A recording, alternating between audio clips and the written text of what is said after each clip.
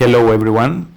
Today we're gonna be playing the second most famous mode of Terraria, Fargo Soul mode, in the classic format of boss rush.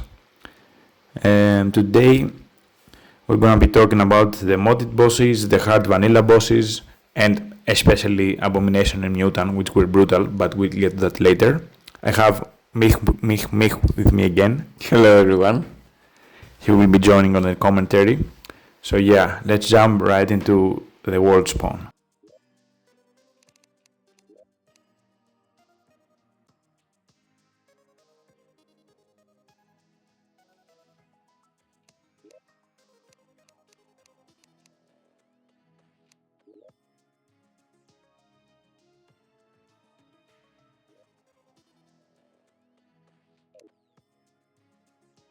As we jump into the world, you can see that the statue is on the left of the screen. This is the statue of the mutant. This is one of the bosses as well as the NPCs of the mod.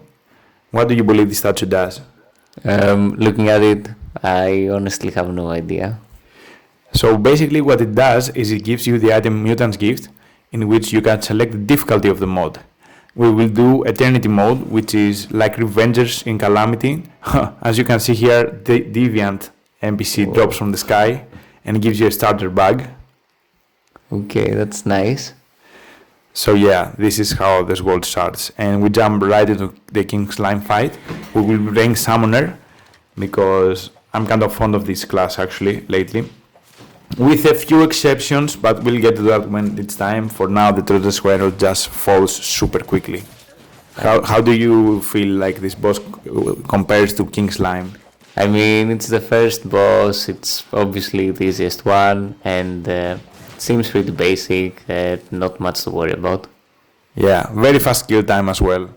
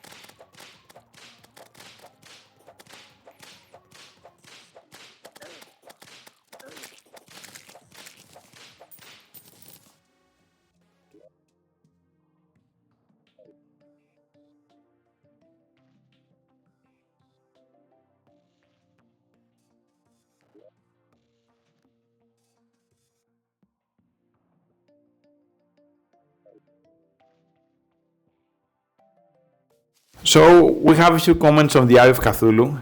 As you can see right about now, it is very different from the vanilla fight. First of all, it's blue-greenish, and it also has these scythe attacks, which as its health gets lower, they get more dangerous, and they track you as well.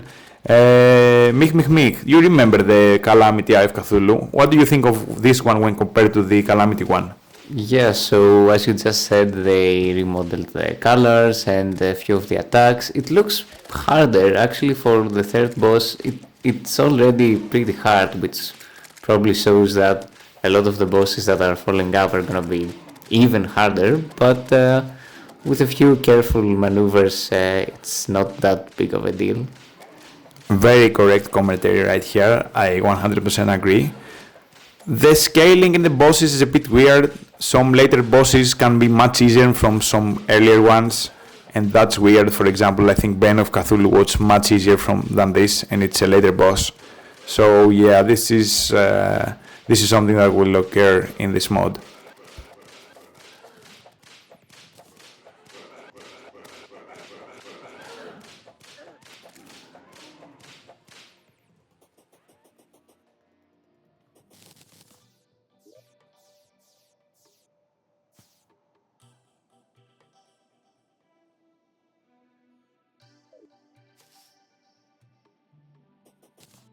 For the second modded boss, we have the Cursed Coffin.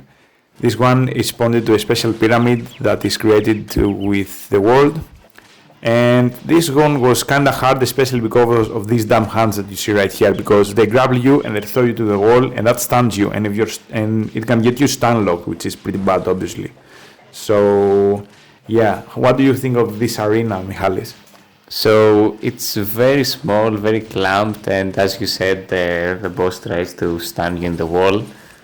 So we're seeing new mechanics apart from the new attack patterns, but it's still not that hard. Its HP goes down pretty fast, and yeah, we're still at the start. I'm sure we're gonna see some pretty harder bosses than this. Yeah, the clamped space makes it really harder than it should be. But you can see here how strong the Samurai class actually is, because the damage is insane for this point of the game. So yeah.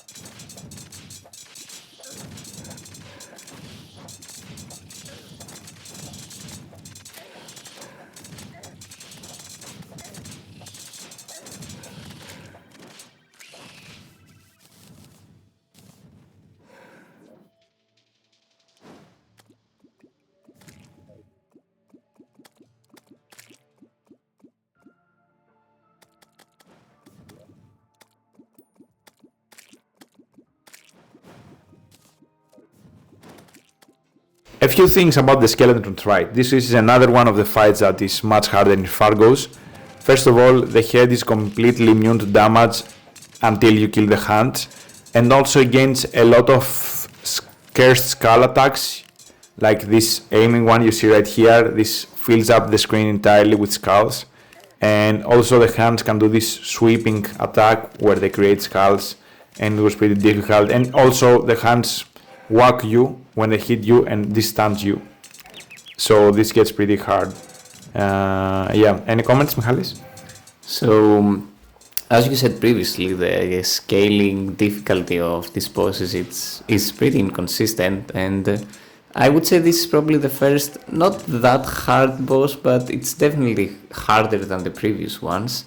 And you have to be careful, as you said, the skeleton, the head doesn't take damage, so you have to be careful with your attacks. Yeah, that's true. Also, you can see here that I'm always using the modded summon weapons. The only one I forgot is Chinden of the Eulogy, something like that, the one that you get after Deviant. But I just forgot about that, so I just did the Wall of Flesh and the first mechanical bosses with the Imp Staff and the brain spawning one. So yeah, as you can see, the hands also respawn when you get it to about 50% HP, and that makes you repeat the entire process again. So yeah, that's why this fight is hard.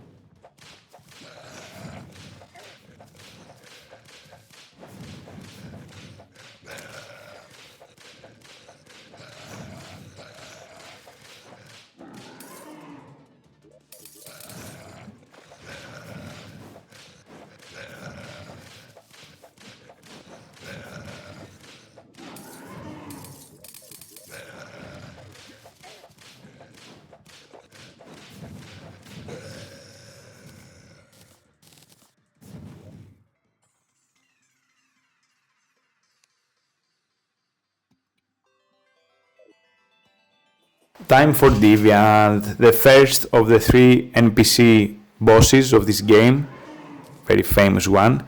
This one is the easiest one. It is the second to last boss of pre-hard mode. As you can see, this is the NPC that is responsible for giving you the rare enemies spawn items.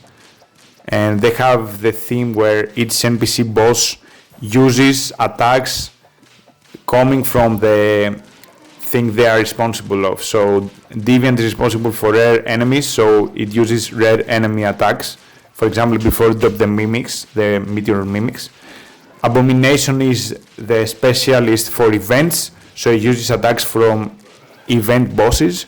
And Mutant is the specialist for bosses, so it uses attacks from pretty much every boss of the game, but in a very buffed way, you will see later. So what do you think of this harder fight? Mich.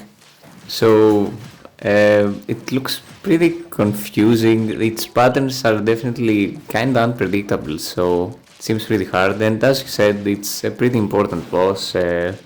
So yeah, things are scaling up. As you can see here, the attacks spawn a lot of lasers. The good thing is that it has specific attacks, so if you train enough, you can kinda learn how to dodge all of them attacks. It also has a special condition that if you absolutely no-hit the boss, it will give you a special item that will help you craft a special weapon, which is very broken for this part of the game, and even until the middle of hard mode. We're not doing this here, obviously, but I may do it in the future. We'll see.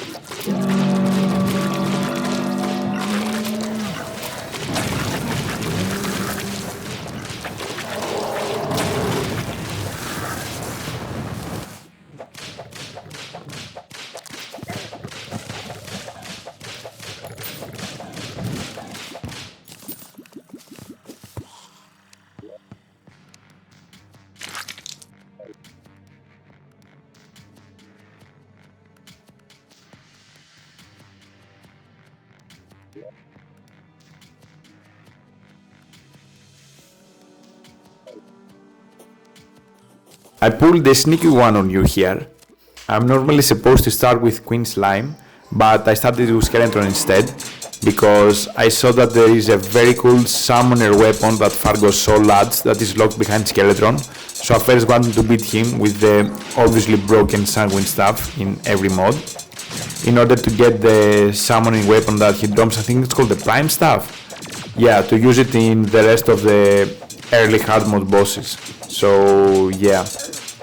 So, Mich, what do you think of this boss? This is supposed to be upgraded Skeleton.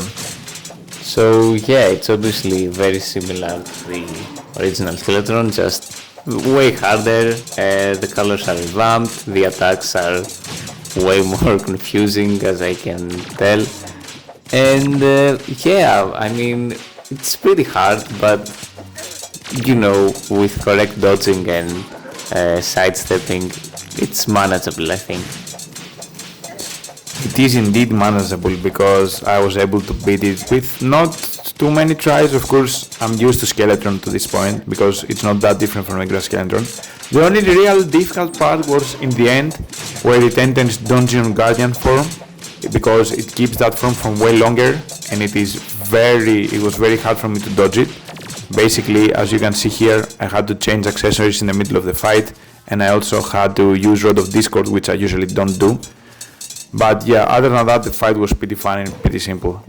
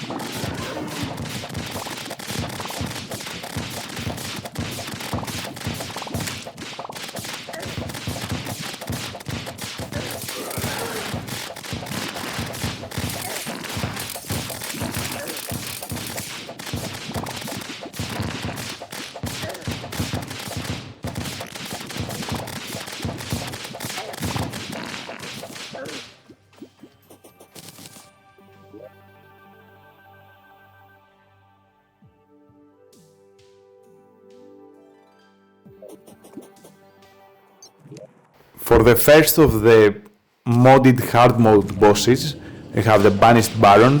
This is basically an easier version of Duke Fission, I would say, but it has some different patterns and some different attacks, but you still fight it in the ocean. It still has the Nados, as you will see later.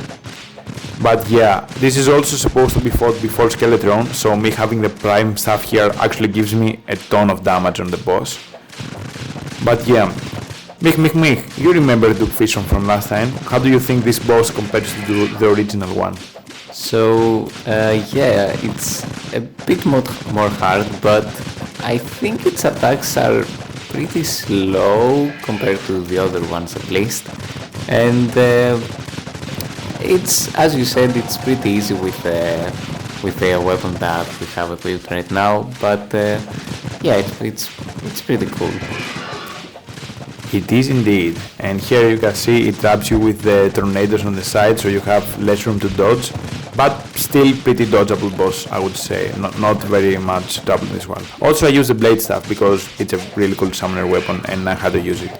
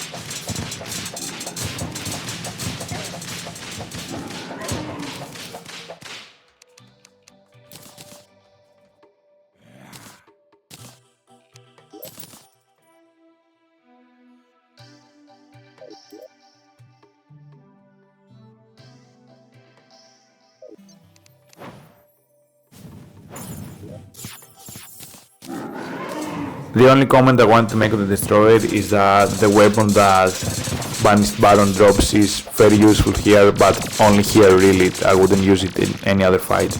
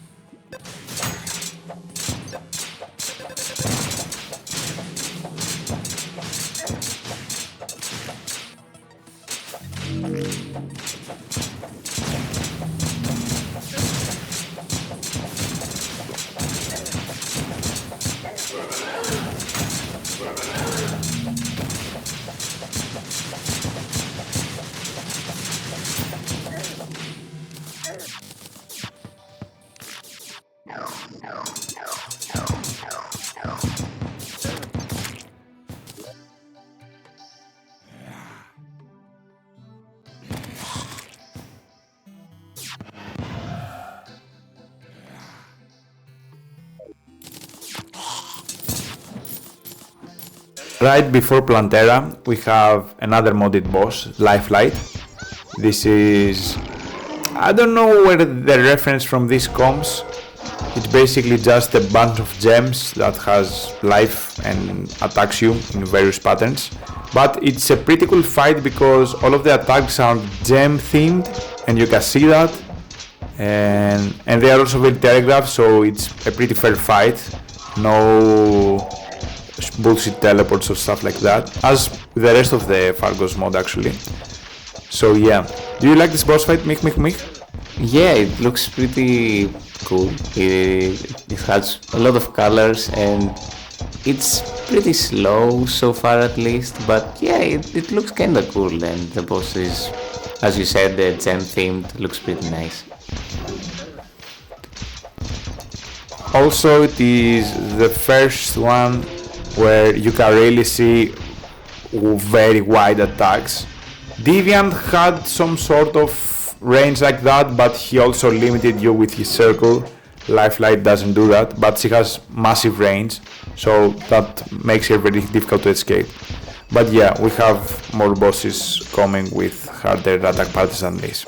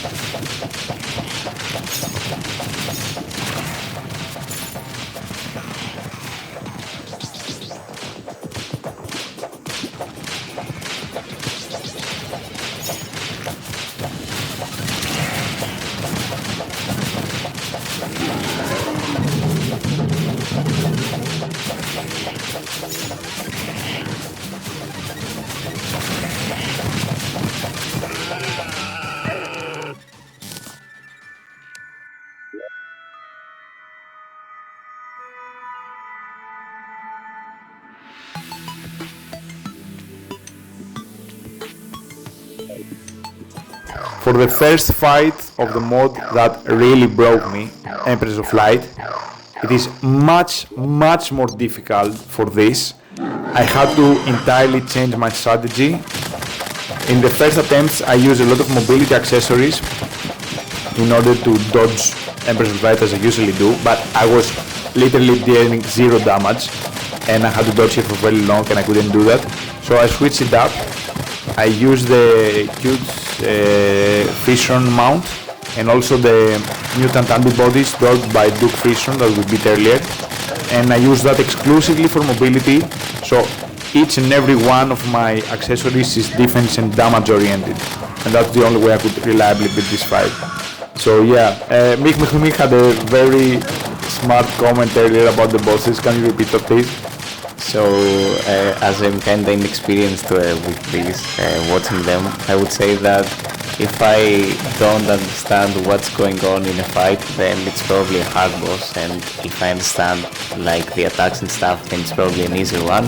This one, a lot more colorful than the previous ones, pretty confusing, but yeah, it starts getting pretty hard from now on, I guess. Exactly. Also, something to note here, I am using the enchantment accessories. This is a very signature type of accessory for Fargos. Basically, you combine a lot of stuff of a very specific ore or item. For example, you have the iron accessory, the iron enchantment, sorry, and the cactus enchantment or the pumpkin enchantment, and it gives you a special power. So here I am using, I think, the spooky, and the chlorophyte, and the tiki enchantments, which are all summoner based, and each class has their own enchantments that they can use. This is for me the most interesting part of this mod, apart from the bosses, because it's very cool to see how you can combine your accessories to achieve specific effects or boost your damage or your survivability in special ways that you cannot in other mods. And I am also looking forward to play the crossover with the Calamity, where it also does enchantments for the Calamity ores and items of progression.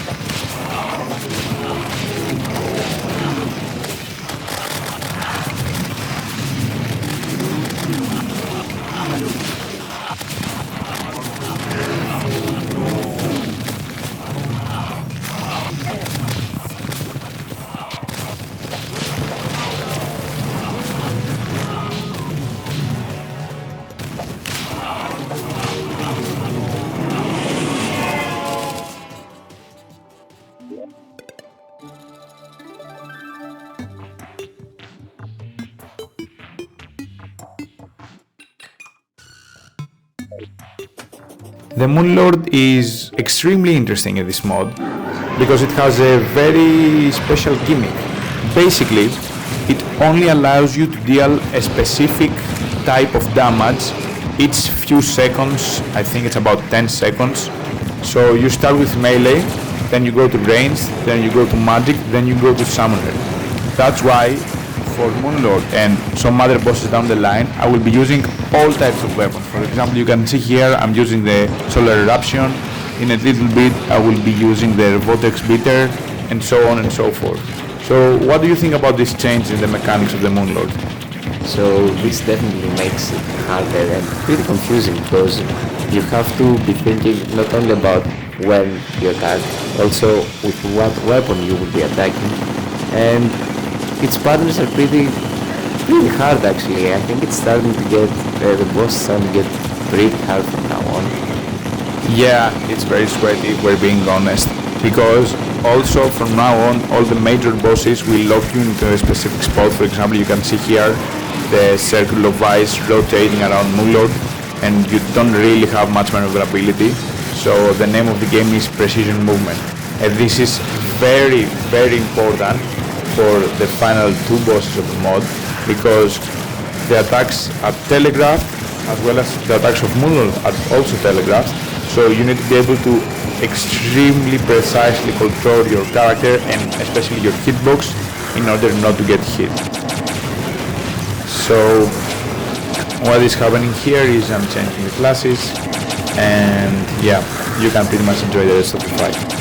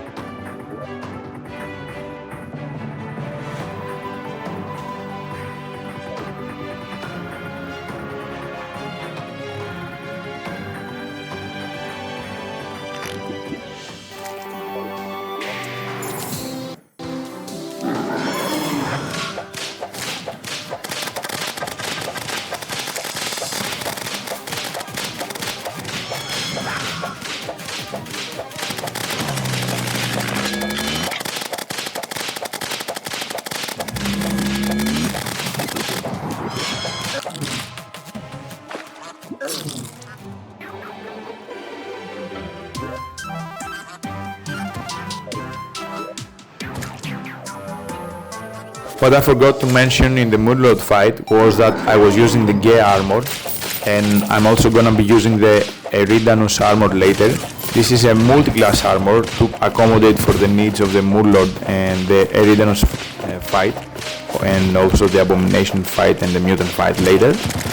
This allows you to get multi-class bonuses in order to be able to accommodate for the special gimmick of these bosses. So the next few bits are gonna be a quick boss rush of all the post-Moonlord mini-bosses. These are basically a type of boss that matches each force. Forces are accessories that combine a lot of enchantments that we discussed earlier into a very powerful accessory. And it is very important how and which forces do you utilize, and each of the mini bosses represents a force and also drops the enchantments that are comprising this force. So what do you think about this dynamic with the bosses and the forces and the enchantments, Michalis? So it's pretty, I mean, I don't know, it looks pretty hard to be honest, and you have to think of all these things as you mentioned during the fight, and it's, I mean, every boss rush, you know, you go each of them one by one, but now you have to think what will you attack with, the changes and all the stuff that you said, so it's not that easy of a boss rush, I would say. It is not indeed, because you also have to keep in mind all of the bonus effects that the forces give you and utilize them properly in order to maximize your output. And yeah, it is very important to do so. Also, I skipped over that part. We fought the daytime Empress of Light with post-Moonlord gear for the Tema Prisma because it was mandatory to get the Occultist Soul, I believe, yes. And that's obviously very important for this.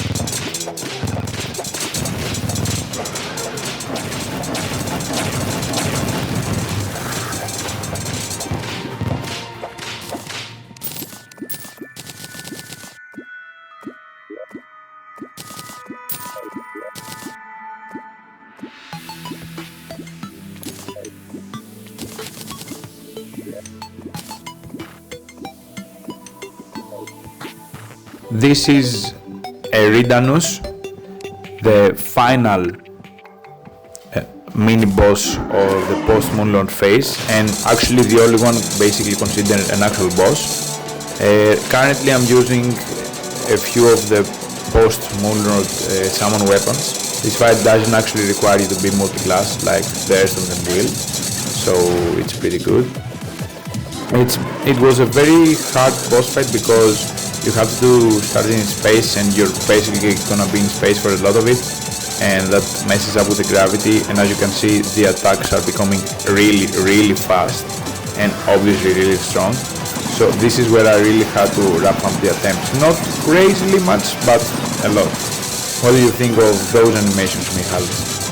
I mean, as a final boss for what you said, I don't know what's going on. The attack patterns are all over the place, confusing. I don't know. It looks hard, as you said, but I don't think it's gonna be the hardest one.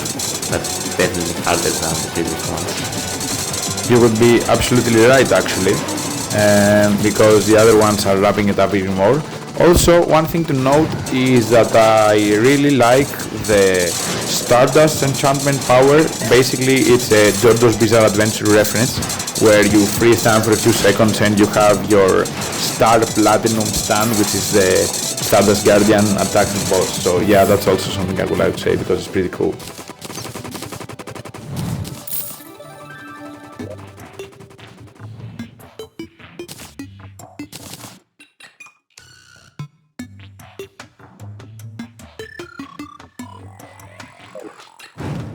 Time to begin the abomination lore.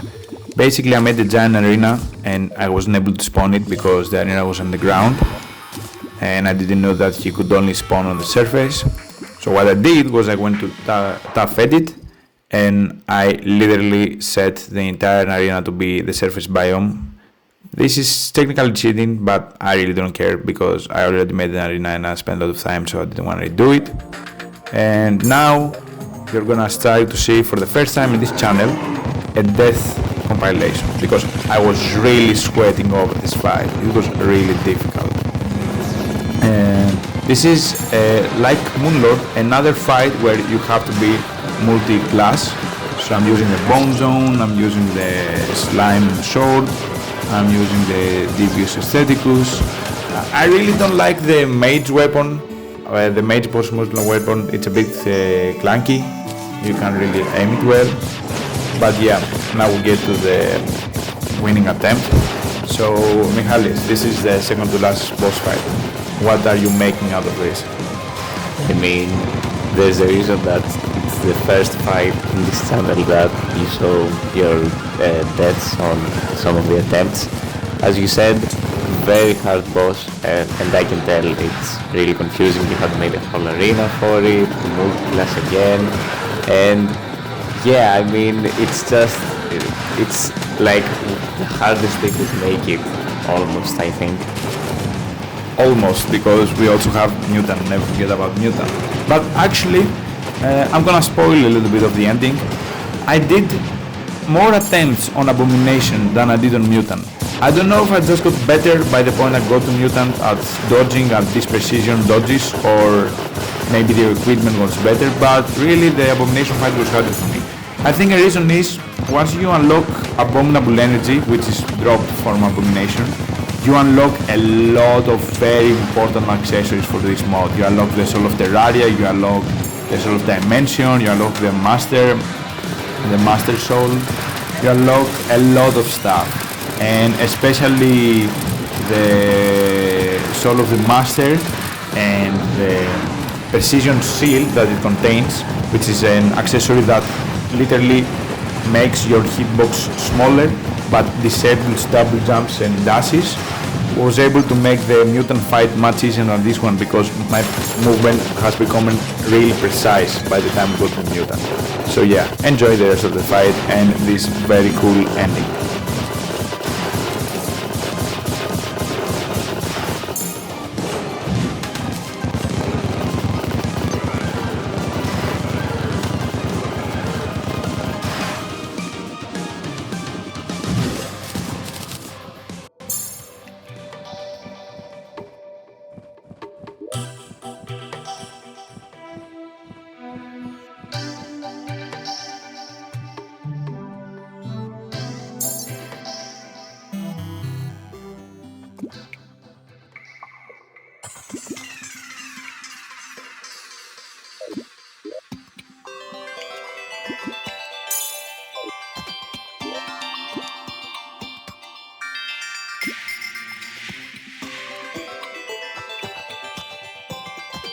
The final boss fight of this mod, and a very cool one I might add, is the mutant, as we stated earlier. Here, if you die 10 times, you immediately start at its phase 2, and I obviously died more than 10 times, like who doesn't? And the difficult part with this boss is that it has some specific telegraph attacks. I was really good at dodging some of them, I was really shit at dodging others, but the problem is that the attack pattern is random, so you don't know the sequence of the attack, so you can't really predict what it's gonna do. Here we can also see a death compilation of mutant. Really a lot of deaths, a lot of close calls.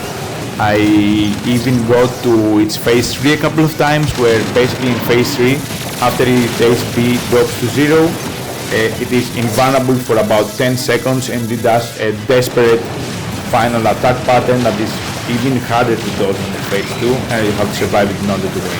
So yeah, Michalis, now you've seen a lot of the attacks that it does. Don't you think it captures the essence of this mod perfectly? I mean, absolutely, it's definitely, like, everything about it is hard, I can say. The area of the fight is really small, as you said, the attack patterns are random, so you can't predict them perfectly. Its phases can be hard. When it dies, you also have to dodge some of the projectiles at the end.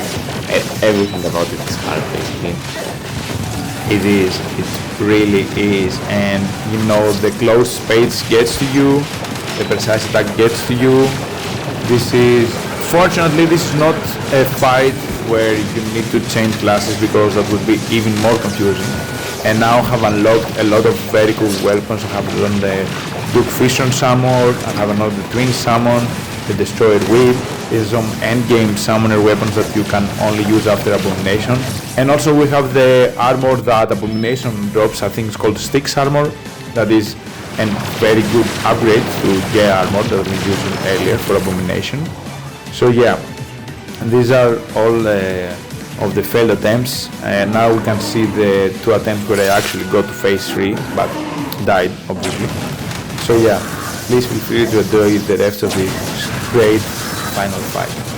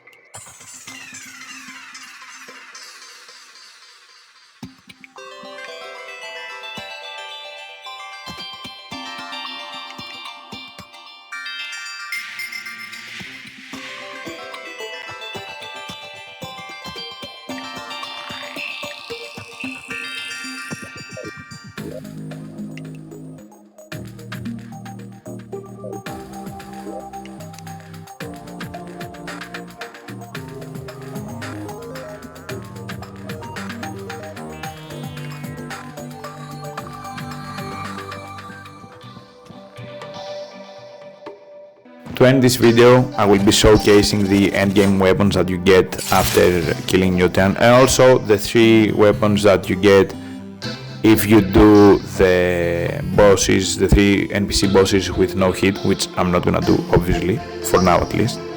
And I'm using it against the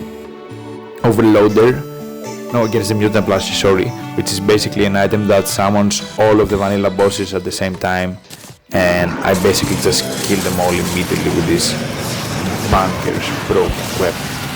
So I would like to thank you all guys for watching. It's been really fun making those videos. It is a very nice pastime of mine when I get around to it. Thank you, Michalis, for joining me today as this voiceover. Thanks a lot for having me. This was really fun. And yeah, see you guys next time.